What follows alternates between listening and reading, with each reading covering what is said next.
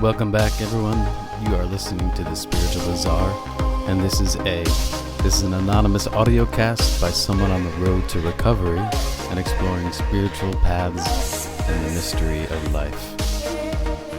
Well, I decided it's probably time that I share my story. In the rooms, we call this our qualification. My story begins about 20 years ago.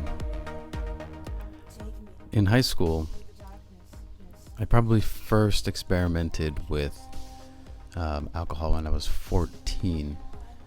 What I remember is that I had drunk a cupful of anything that I could mix into it. So what started was a friend of mine and I decided, okay, we're going to try this alcohol thing and see what it's all about.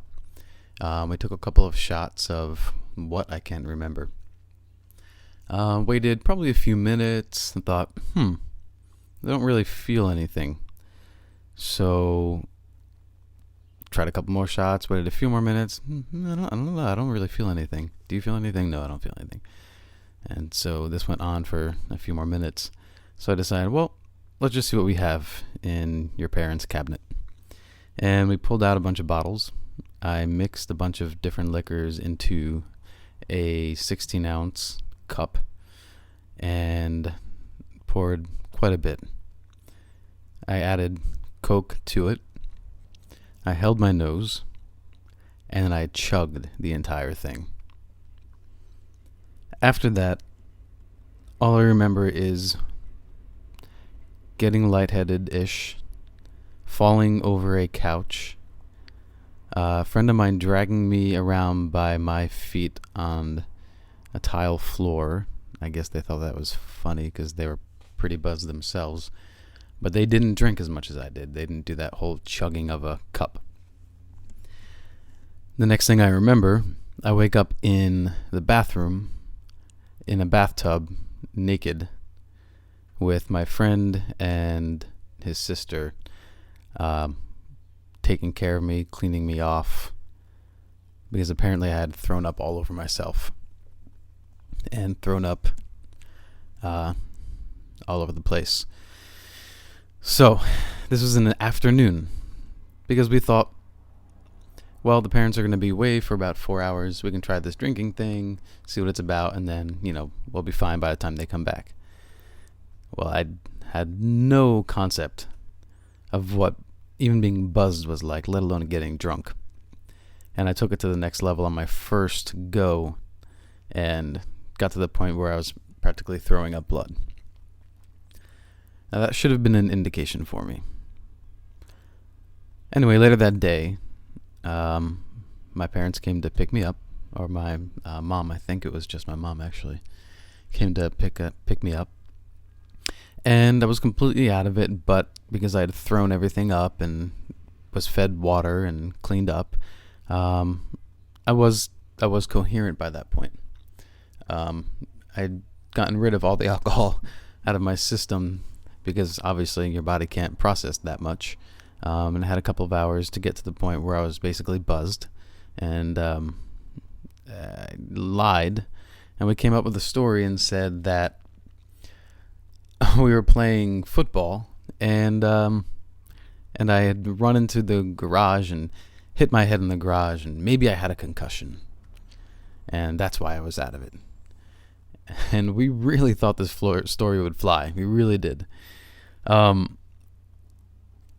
from what I remember, I think that my mother knew what was up, but didn't we didn't really take the story any further. We didn't really get into it.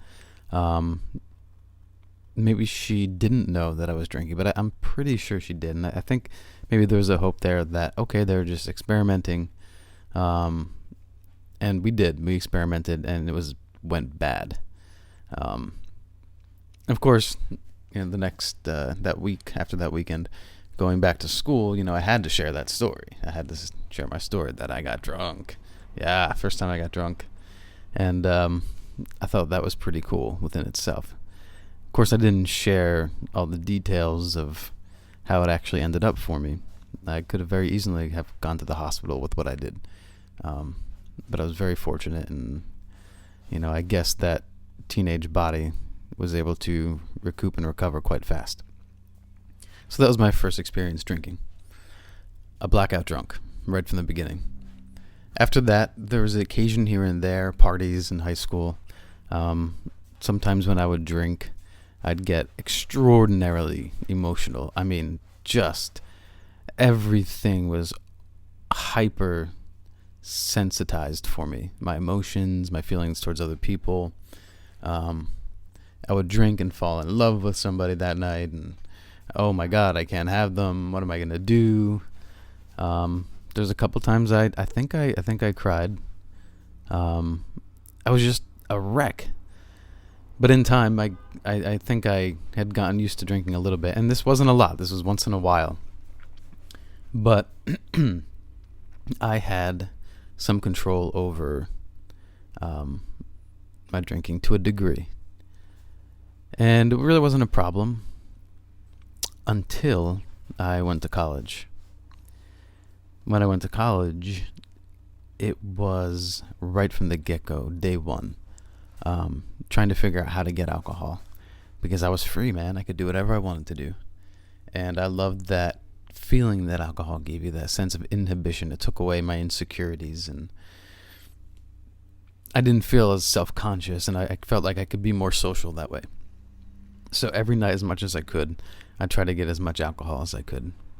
I started smoking marijuana in high school, but it was never really a problem. I mean, there was probably a couple short periods where I abused it a little bit, but it never really interfered with my life.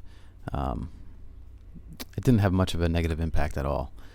So anyway, I'm going to college, and I'm smoking marijuana here and there, but mainly my gig is to drink. My drinking and my usage, combined with marijuana, accelerated so fast that I couldn't even make it through my first semester of college. I had an emotional breakdown. I became extremely depressed, and I had this crazy idea as I'm looking out the window thinking, I can't take this anymore, and looking down wondering if I should just jump. And I had this crazy thought, it's either that or do something outrageous.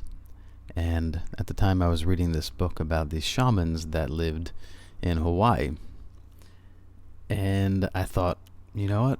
I'm going to go out to Hawaii, and I'm going to learn something from these Hawaiians, and I'm going to go on this profound, deep spiritual path, and I'm going to learn how to be more psychically in tuned with nature and material and the spirit world, etc. So that's what I did. Instead of jumping out that window, I decided I'm going to buy a ticket and go to Hawaii and search for these shamans. Well, I didn't do it immediately, like I had planned. I had told my parents, and then they had convinced me to come home first for a couple of days, get things together, and then go to Hawaii.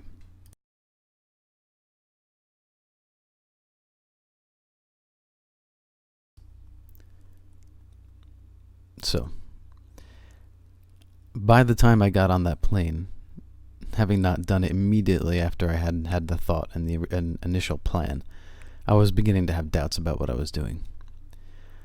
I made it out to Hawaii, and immediately when I got there, I started getting, some anxiety and fear and questioning my decision and what the heck am I doing out here. Needless to say, I asked some people where I could find these shamans, and no one knew what I was talking about. Within 24 hours, after staying at a hostel, going to a local fair, enjoying the weather, and going to the beach, I decided I'm going to go back. But this time I'm going to change my major, because that's probably what the problem was. I chose the wrong major. So I went back, the next day, and went back to school, started classes under a different major. And again, the depression just sort of kicked in. And now I was prideful. I didn't want to admit that there was anything wrong with me. So when I couldn't commit myself to doing the work and the homework and the study, when I was just concerned about drinking, I made up this whole thing that I am not going to do this major either, but rather I think that maybe I want to be a bartender or maybe a masseuse, but definitely not this. And I had developed this sort of fantasy in my mind that I could go down to the Caribbean one day, live as a bartender, working on a resort on the beach, and life would be happily ever after. I could drink every night, I could be on the beach every night, and this became my new lofty dream. And that never happened. Instead, I stayed in the city where my college was and continued to drink. And because I couldn't control myself, I could never put any money aside. It took me a long time before I actually was a bartender. And it was the first time that I'd tried Coke. And someone that I had trusted introduced this to me when I was drinking. And it seemed sort of innocuous. It didn't seem like it was a big deal. So I went ahead and tried it. And I couldn't sleep that night. I remember having some sort of mental trip about wanting to see someone that I used to have a crush on. And what I ended up doing is hitchhiking out of the city, trying to get to the hometown. And by the time I got halfway there, I had sobered up. I was exhausted. And I slept in a little patch of woods behind some kind of box store. I can't remember what the store was. It was something akin to like a Walmart or Costco or something like that. And yeah, I ended up having to call my aunt who lived nearby. Thank goodness I had my cell phone at the time with me. And she came in and picked me up and drove me back to the city. I should have realized then that I have a problem with using anything, but I didn't, because I was still depressed and deeply anxious about so many things. I was still partying with some friends that lived in the city with me. I had moved to a couple of different apartments by myself. I could not maintain the rent for those apartments because I constantly spent my money eventually on things like ecstasy, mushrooms, Coke, which was very rare. There was only a couple of times I used it. Before, again, I was working at a job. It was a restaurant, and I had sort of idolized one of the bartenders that lived there. My guess is he was probably about 7 years older than me, maybe 5 even. But at the time, at 19 going on 20, I thought this guy was the coolest guy. I thought he had it together, man. And so, on occasion we would drink together, go to a bar. One night we were talking about going out and getting a little Coke. So 3 of us One friend of mine and this other guy, the bartender, decided to take a cab or a car, I can't remember now, um, to a certain area of the city. We gave this bartender our money to get a little bit of coke, and we were just going to drink and do some coke that night. And he came back.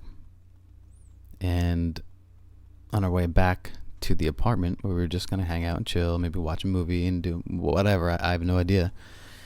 We didn't care. We were just kind of wanted to get high. And it turned out that he didn't buy coke. He bought crack cocaine. He made a very convincing argument to my dumb, naive, impressionable mind that since you've done coke, it's basically the same thing. You're just inhaling it. Well, let me just tell you, it is not the same thing. And that's not to say that coke isn't extremely dangerous and addictive, but I had used coke a couple of times and it didn't ensnare me. I didn't need to use it or have this intense urge to use it. But this stuff, I took one hit, which, and this was just so trashy. We took a tin can, like an aluminum can, like a Coke can or a beer can or something like that, bent it, poked some holes in it, put some ashes from cigarettes in there, and used that as a filter and smoked this rock.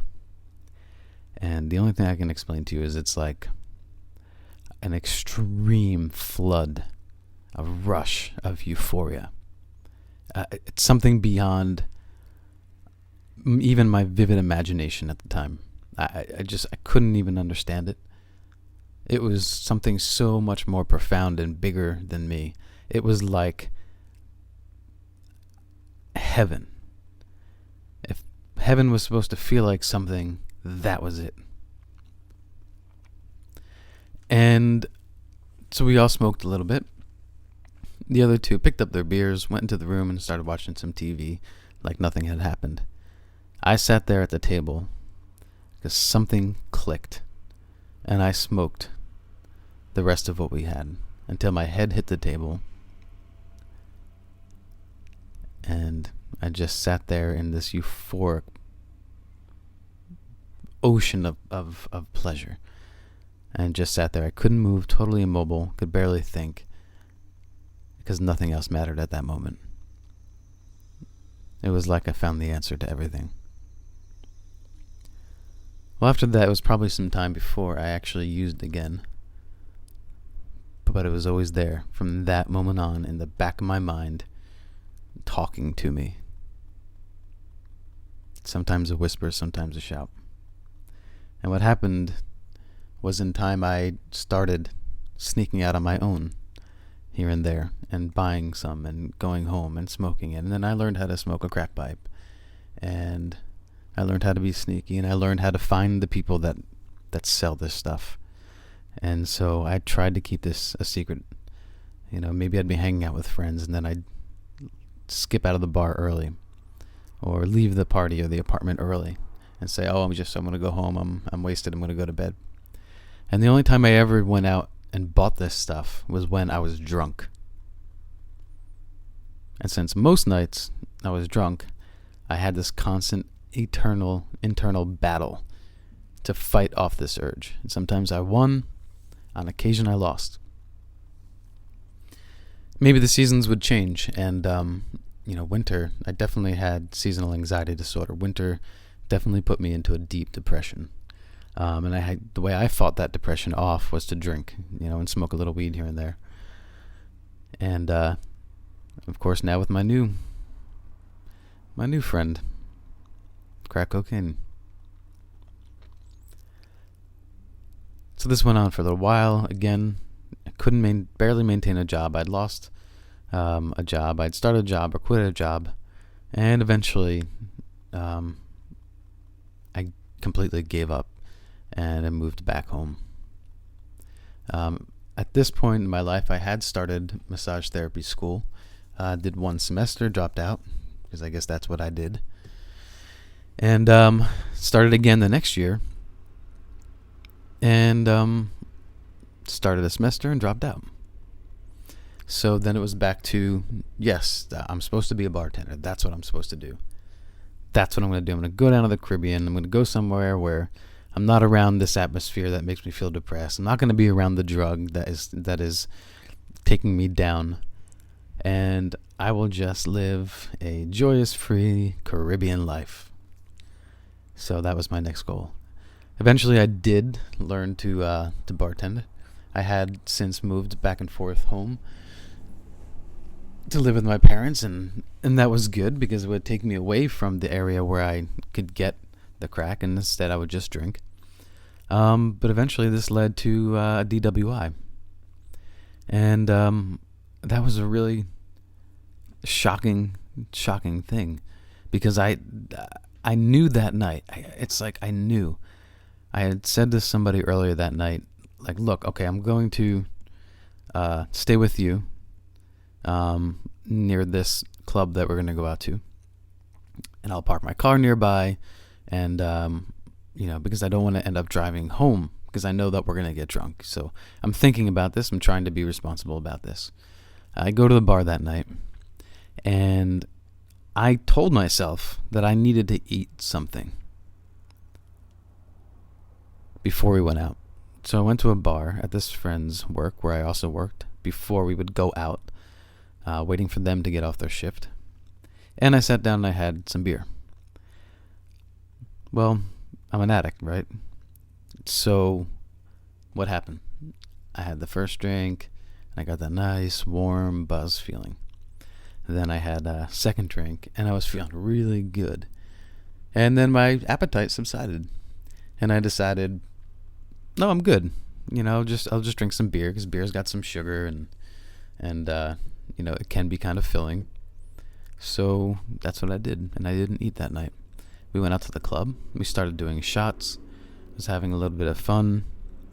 And somewhere along the line, as I entered that brownout blackout phase, I decided to go back to my car and drive home. Why? I don't know. Maybe at that point I was feeling insecure, not having fun. I really can't say because at that point, when I would get that drunk, my emotional responses to everything were just intense. So I did not make rational decisions. So I ended up getting to the car, driving back home. I don't remember getting pulled over. I do remember the flashing lights, the red and blue. Everything else was pretty dark. I remember the handcuffs. I remember being in the holding cell. I remember doing the breathalyzer. When I did the breathalyzer, I remember I had this genius thought because they're measuring the air that is coming out of your lungs, and that's how they can tell that you're drinking because the alcohol is released through your lungs.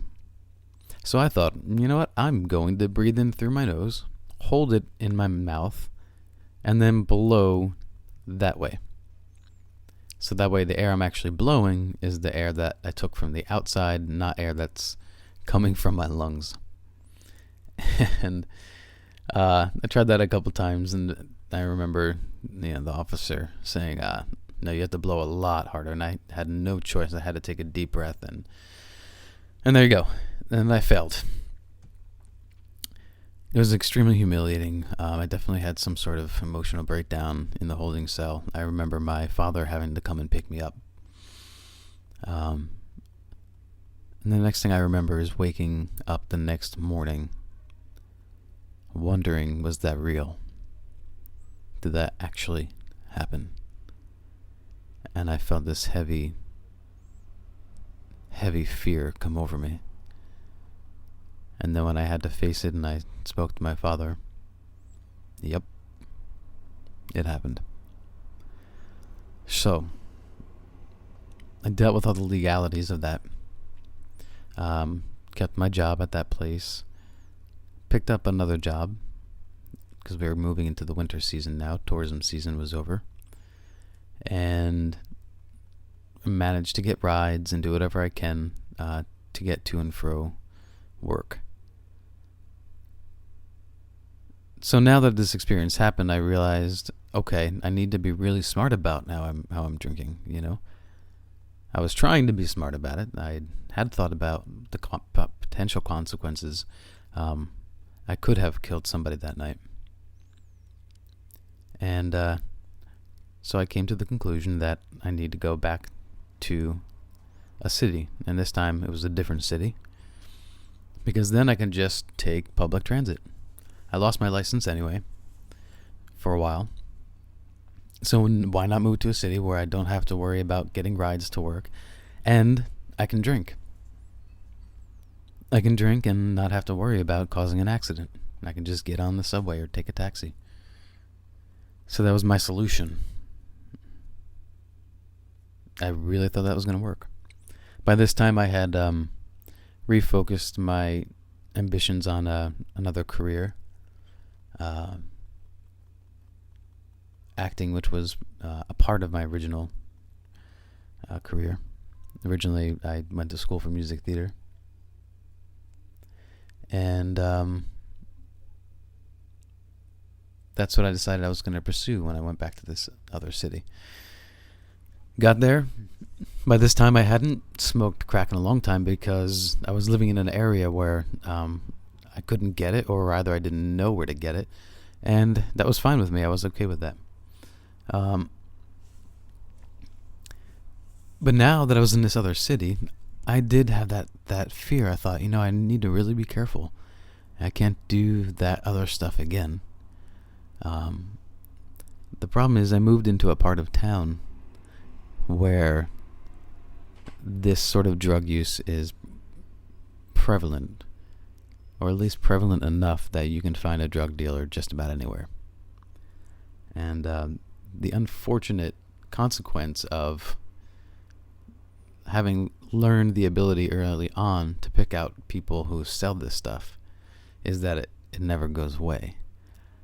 It's a very strange connection. I can't explain it to you. And this is how deep these addictions go.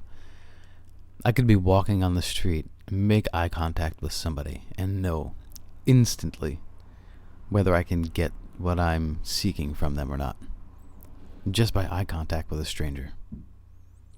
Anyway, I evaded using crack for a while and continued drinking, of course, over drinking a lot, irresponsibly, wasn't really pursuing my career, was just becoming a bartender at that point. And it finally happened. One night I was drunk enough and I had the urge. It just came over me really, really powerfully. And I walked down the street, I found someone, and then I got high. And this ensued for 5-6 months of trying to hide it. Maybe a little bit longer, of trying to hide it from my roommates, trying to hide it from my friends who lived in the same building. And eventually it caught up with me. What happened is I blew all my money. And that's the way crack cocaine is. You smoke it and you smoke it and it's not enough.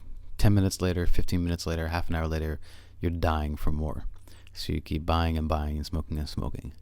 And until you've got nothing left. So I didn't have anything left. But I did happen to just borrow a PlayStation from someone. And what I did was I took that PlayStation and I pawned it. And eventually that person came asking. And I kept coming up with some story. I evaded them. And one day I thought, okay, I'm just going to have to buy another one. Say I broke or lost his game. But I have the system. And here, I'm sorry about everything, but here's a brand new PlayStation. I walked into a store one day, had just enough cash to buy it.